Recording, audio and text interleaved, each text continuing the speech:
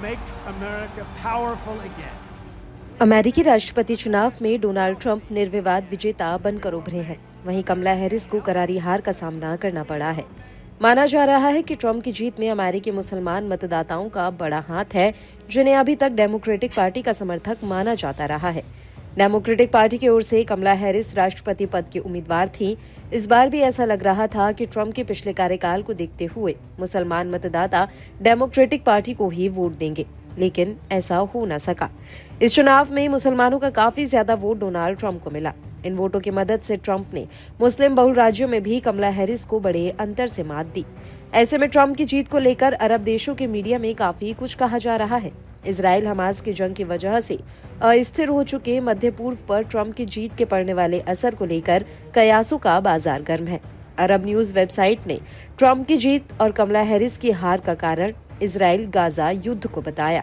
अखबार में छपे आर्टिकल में कहा गया कि कमला हैरिस ने फिलिस्तीन समर्थकों की मदद से किनारा कर लिया, जिसका असर उन्हें अपने वोट बैंक पर भी देखने को मिला है।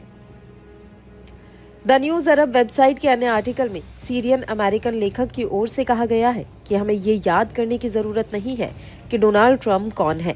ये वही आदमी है जिसने व्हाइट हाउस में एंटी मुस्लिम एजेंडा फैलाया, हमारे लोगों पर बैन लगाया और इजराइल के सारे अंतर्राष्ट्रीय नियमों को ताक पर रखने के बावजूद भी उसका खुला समर्थन किया।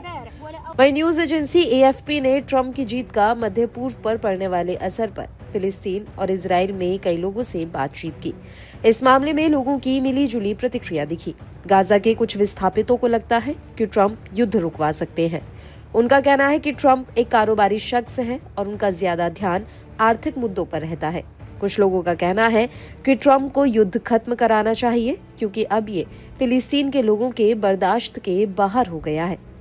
न्यूज वेबसाइट AA.com पर छपे आर्टिकल में एक फिलिस्तीन मूल के पत्रकार की ओर से कहा गया कि फिलिस्तीनियों का मानना है कि चाहे व्हाइट हाउस का नेतृत्व डोनाल्ड ट्रंप करे या कमला हैरिस, इजराइल के प्रति अमेरिकी रवैये में कोई बदलाव नहीं आएगा। हमारे लिए जरूरी ये है कि अगला अमेरिकी राष्ट्रपति इजराइल और अरब फिलिस्तीनी संघर्ष को समाप्त करने और वास्तव में 2 स्टेट सॉल्यूशन को लागू करने के लिए काम करने के नजरिए के साथ आए।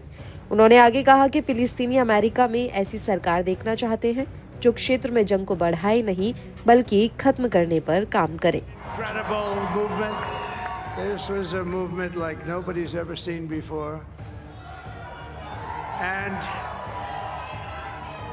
Frankly, this was, I believe, the greatest political movement